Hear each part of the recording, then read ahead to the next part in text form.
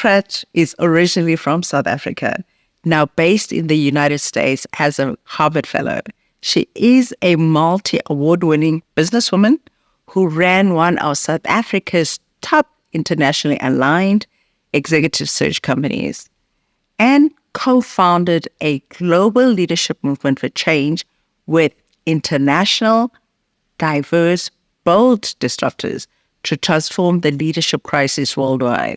She is an author, a Vodcast host, transformation consultant, and an executive coach, and completed degrees in economics, a postgraduate degree in psychology, MBA, board certification in governance. Thank you so much, Anne. Finally, we have this conversation, which is long overdue. Dudu, it's such a pleasure. So wonderful to see you again, and thank you so much for having me. So we met as adults, so I'm very curious about your upbringing. Where were you born and raised? What did you do for fun, particularly your teen or preteen years? So I was born in Pretoria. As you know, I'm an adopted child. I was born in a home for unmarried.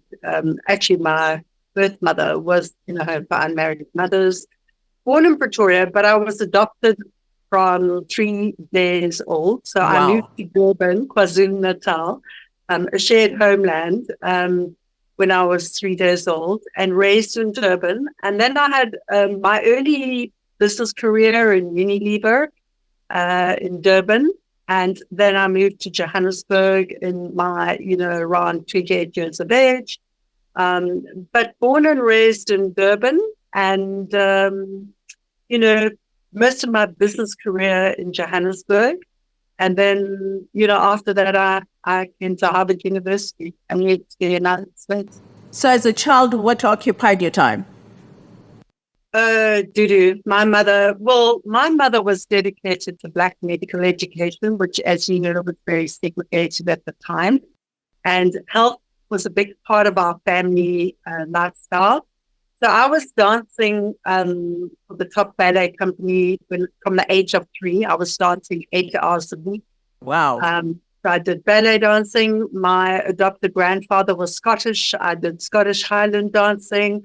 I swam a mile a day, probably 360 days a year from the age of about 8 to 20.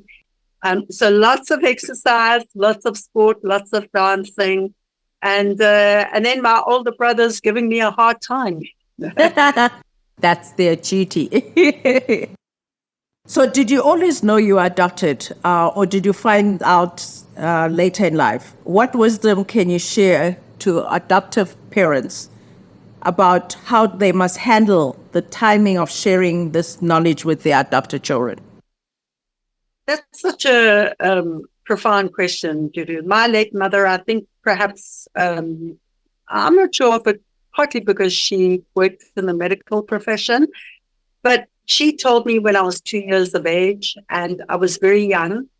And I think, to your second part of the question, any advice you can give. In fact, I was talking to a friend yesterday about this, that the way she shared it or when she shared it had such a profound positive impact on how I feel about adoption today. Her whole expression was, "You're such a lucky baby." So many babies just get born because Mother Nature produces them, but we went and specially chose you. Wow. And so her whole, messaging was about, it's such a special thing. You're a lucky baby. We're lucky to have you. And it made me feel very special. It didn't make me feel alienated. And I think also sharing that at such a young age, I think the risk of not sharing it at a young age is that when children, we know that when we keep secrets from people, it has a profound negative effect. And I think that sharing it at such a young age in such a positive way helped me frame it in such a positive light. And there were no secrets. It was complete transparency. My mother shared everything she knew about my birth mother. And I had a positive experience around it. I mean, obviously that just gives you a sense of being so wanted that, yeah, no, that's a positive story. What is your cultural and ethnic heritage, and how has it influenced the person you are? That's also an interesting question, Dudu. I often say to people, I'm a child of the universe. I was, adopted by a South African family, an English South African family. My late adopted father was British. He came from England to South Africa. He loved the African landscape and African people. My grandfather on my mother's side was Scottish. And then I met my birth family just, probably about 15 years ago. And then I discovered another whole different multicultural background. My birth mother is Portuguese. I Wow. then discovered that my birth father was Greek, and he married a black Zambian woman in Zambia. And then when I met my birth grandfather, he shared that actually my birth great grandmother was Jewish. Wow. So I What have a this very, heritage. Wow. and I think in terms of how it impacts, as you know, I love people. I love people of multiple cultures and ethnic backgrounds. I think it is our spirit of Ubuntu that we're all interconnected. And when I find I've traveled all 7 continents in the world, and every place I've been to, every country I've been to, I just love the people. I'm curious. I love the diversity. Now, that's a beautiful heritage. What is the one unforgettable wisdom that you still live by today that you learned from your mother? She shared a lot, but I think perhaps the most profound happened at a rural mission hospital and what they mean the South in Nitu. Where I And was born. where you were born, yes. So we share that. And, when I was about 7, I recall that, the hospital was run by Doctors Anthony and Maggie Barker. They were mission doctors that came from the UK. I know that you Who were not brought me sure. to this world? So, we have a very close Wow. bonding connection, and what amazing couple they are.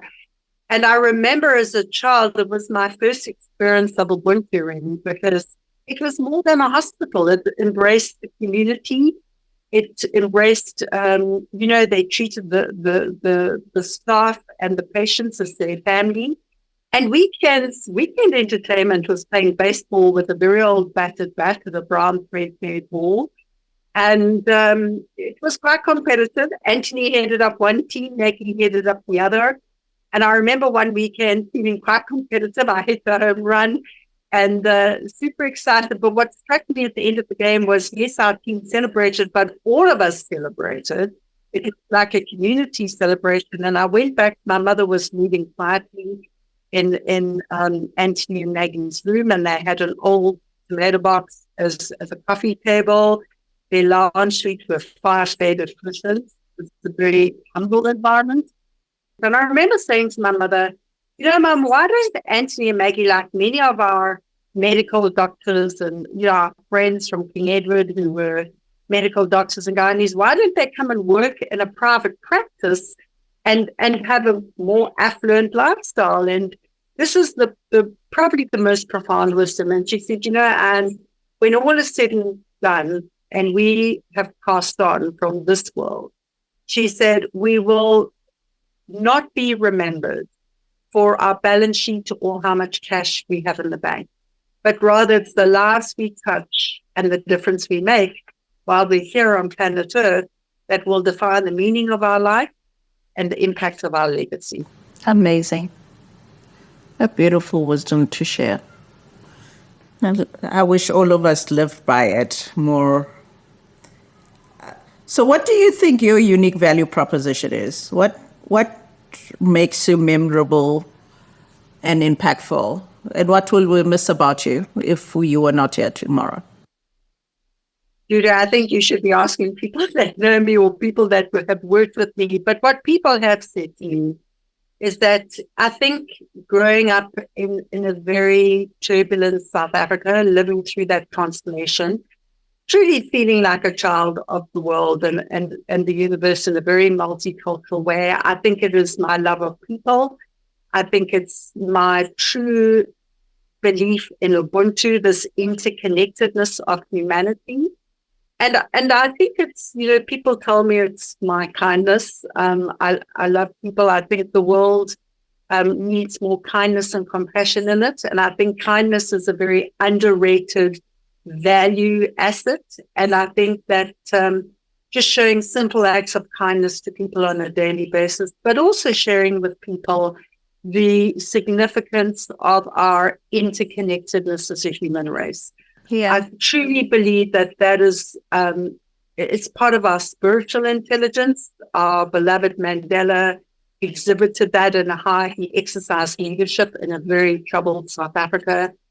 And I think that sharing that passion and that compassion, and just perhaps to sum it up, Mandela said a good head and a good heart are a formidable combination. And people have perhaps shared that I have a good head and a good heart, but I think they would be the better judges of that. Yeah, so it is interesting when you ask other people. So you have been diagnosed with stage 3 gastric cancer. You are an advocate for early detection. How are you feeling today as we have this conversation? Well, I'm feeling strong. I've just come out of a whole week of chemo. I spent 4 days at the hospital. And it's kind of session 3 out of 4. But I'm feeling strong, Dudu. I'm feeling strong. I'm feeling positive. I'm feeling inspired and uplifted. Yeah, you are a fighter. Yeah. What do you find most helpful in coping mentally and emotionally on this cure journey you're on? I think, and you and I have touched on the issue of resilience before and what is rugged resilience. And I think what I've learned about resilience and rising strong is our ability to reckon with our emotions rather than trying to squash them or numb out. I think we need to have honest conversations about those emotions, and underneath what we think we're coping with is often blame and shame and the need for forgiveness. And that began with forgiving myself. I think the second thing is about rumbling with the truth. Quite often when we find ourselves in these turbulent and traumatic environments, we have one version of the truth, and I call that the shitty first draft. I think we have to get more real and more honest about the whole truth. And part of that was owning what was my part of this mess and learning from my emotions and processing my emotions and learning about my own truth, really empowering, because that way I could rewrite the end of my own story. I learned from that. I have anchors. I have daily practices. I work out. I do 60 push-ups a day. I do 60 walks. I do a run. I juice, I do supplements, I do meditation, I do gratitude. So I have, and yes, modern medicine is really important, and I'm eternally grateful to the medical teams, the support team here. And I am a woman of faith, I'm a believer. And so practicing these daily anchors, knowing who my people are and building my global village has been a constant source of encouragement, of inspiration, and upliftment. And I think ultimately being true to my purpose. I have a big mission in the world. I'm not going anywhere until that mission is accomplished. And it's my village, it's my people, it's my anchors, it's my faith that continuously uplifts me. Gotta conscious, the things you get up to, I'm just exhausted hearing about them. Oh my God, just all that energy. How do you find and celebrate moments of joy, if any, in each day? I celebrate every moment and every day. I think the one gift of this is that it truly brings home the meaning of our life. And we often say live each day as if it's our last, but often these are just shallow words. And I think that when you're faced with mortality in a very real and high risk kind of way, it truly brings home the gift and the blessing of every moment and every day. I'm so grateful to be talking to you, your team who have kind of rallied and kind of made this possible. Yesterday I went for a visit with a friend to a beautiful aquarium. It's the first time I've seen the white beluga whales from the Arctic, and just this magnificent marine life, the magic of that. I went to a show last night. One of our hot yoga helpers, where I go for my infrared saunas, performed in the show. It was a wonderful, joyful time of great music. It's living in that moment and celebrating every moment. And I'm so grateful to be alive. And we are so grateful that you're still here. How has your perspective on life changed since receiving a diagnosis? Well, I think it's what I said earlier, Dudu. It brings home the real value of life, the meaning of my life, and the gift of every moment in my life. And I live it to the full every day. Yeah, you certainly are. You're actually putting me to shame. Like thinking I should be doing much more. Resilience, as you said, is the ability to bounce back from setbacks and keep moving forward. What wisdom can you share about resilience when you reflect on the journey you have traveled in this life? I think in summary, Dudu, building on what I said earlier, I think what I've learned about rugged resilience, and by the way, Nelson Mandela said, do not judge me by my successes, judge me by how many times I fell down and got back up. And I think getting back up, I think what I want to share about resilience, there isn't a quick, easy way up. I think in summary, it's about reckoning with our emotions and getting in touch with all of them, even some of those that we tend to numb out. So it's kind of walking into our own story, leaning into our story. I think it's about rumbling with the truth and owning our own story, so telling the whole version of our story. And I think when we do that, we get to rewrite the end of our story. So it's very empowering. And I think we have to do the hard inner work first. Yeah, it is that inner work that is, it takes courage, isn't it? It does. Yeah. And a commitment. Yeah. What is your biggest regret that is occupying your mind? How would you have done things differently with the wisdom of time? As Maya Angelou said, when you know better, you do better. To be honest, Dudu, I have a slightly different philosophy. I think all of us are doing the best with what we know at a particular point in time. And I have learned to forgive myself over time for just being that human. And so my philosophy is one of not living with regrets. And I think if I had to perhaps highlight one, the only one I'm sad about is that when South Africa won the World Cup in 1995, I watched it at the Johannesburg Country Club, but I didn't work hard enough to get to that match in person. And that perhaps is the one thing I'm really sad I missed. But I don't believe in living with regrets. I think we all do the best we can with what we've got at a particular point in time. Yeah. But the decisions here. So what is Leading Boldly into the Future podcast that you host about, and what motivated its creation? The Leading Boldly into the Future podcast is part of a bigger movement. It's part of a global Mandela leadership movement for change in the world. And the podcast features, so far, I've interviewed more than 85 courageous champions of change around the world. We've published 48 of them. And these are people who each one of us feature a Mandela moment. But the movement is really about a group of people around the world who are concerned about the current leadership crisis that we have in different parts of the globe. We see a world on fire. We have 60 wars of conflict going on.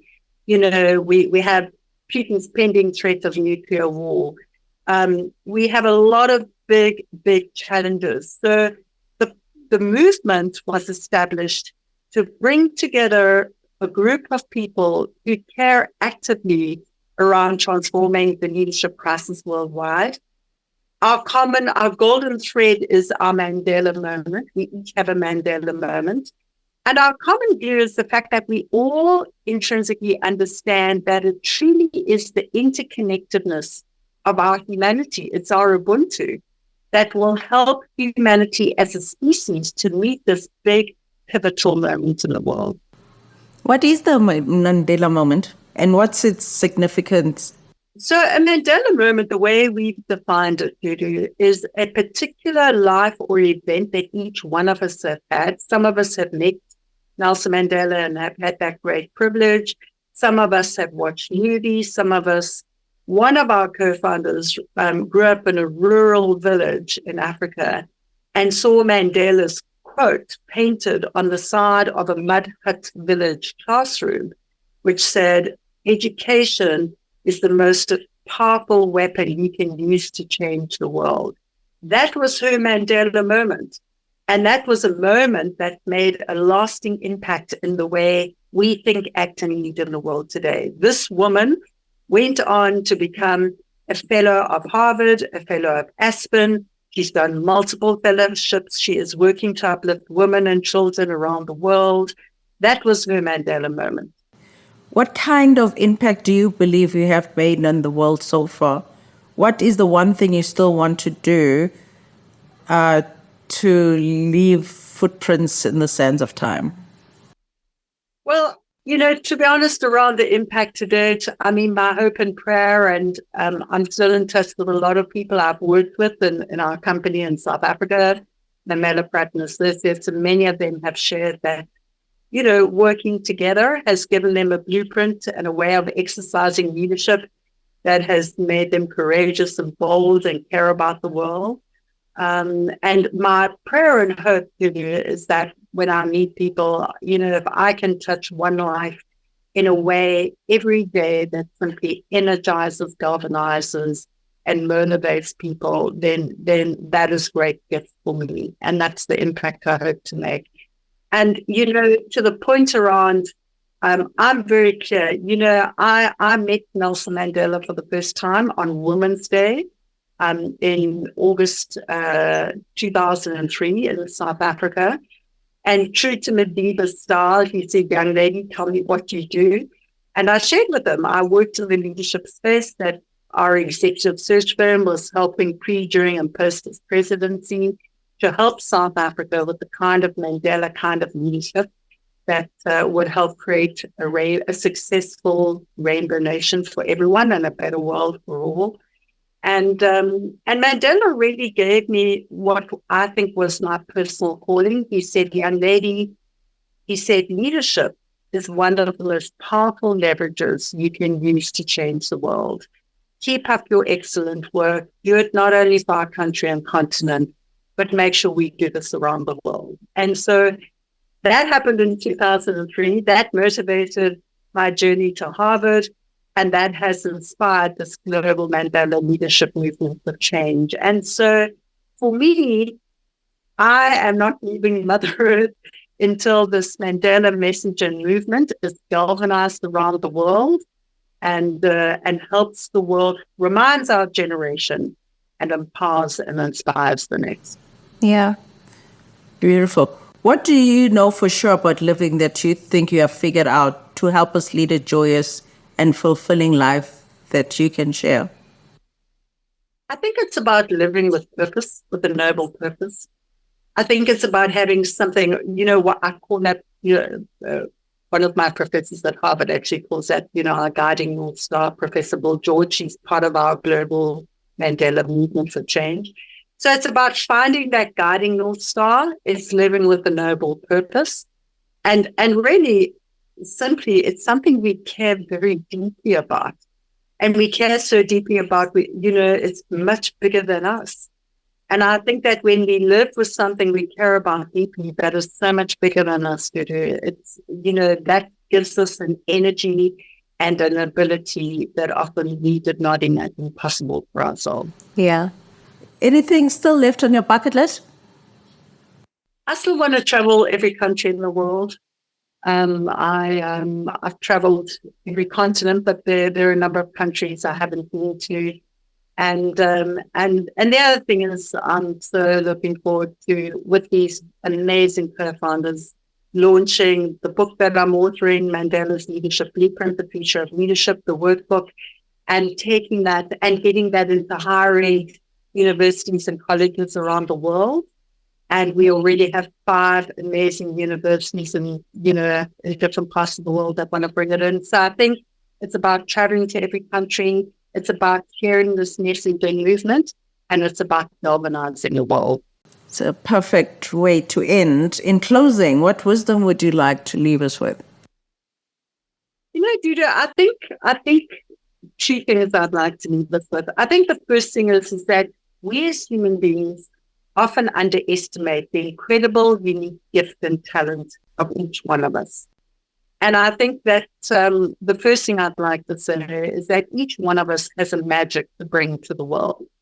So unlock the best version of you. Nelson Mandela went to prison for 27 years, as you know. He spent a long time reflecting on his life. He transformed himself. He changed South Africa. He changed the nation. And he galvanized the world. There was a global anti-apartheid movement that helped transform South Africa from an autocracy into a modern, stable democracy. And so I think what I would like to say is, don't underestimate the value of you. Unlock the best version of you. You are the future of leadership, and you are what the world needs now. Perfect ending. Beautiful. Thank you so much for the time and sending all the positive energy and thoughts to you. May you heal, and you will heal and travel that world spreading the message. Thank you, Dudu. Thank you to you. Thank you to your team. And thank you for making this possible. Until next time, folks, I hope you enjoyed that conversation, and sending all the positive energy to Anne for her recovery. Hope you've enjoyed this wisdom as I have. Until the next time on Wisdom Personified, Conversations with Dudu Msomi. Thank you for making time for this episode of Wisdom Personified, Conversations with Dudu Msomi. Please like and subscribe to our channel. Click on the bell notification to be informed when our next episode is available. Wisdom Personified, Conversations with Dudu Msomi is also now available on Facebook Watch, Apple and Google Podcasts, as well as Spotify. Enjoy the wisdom journey.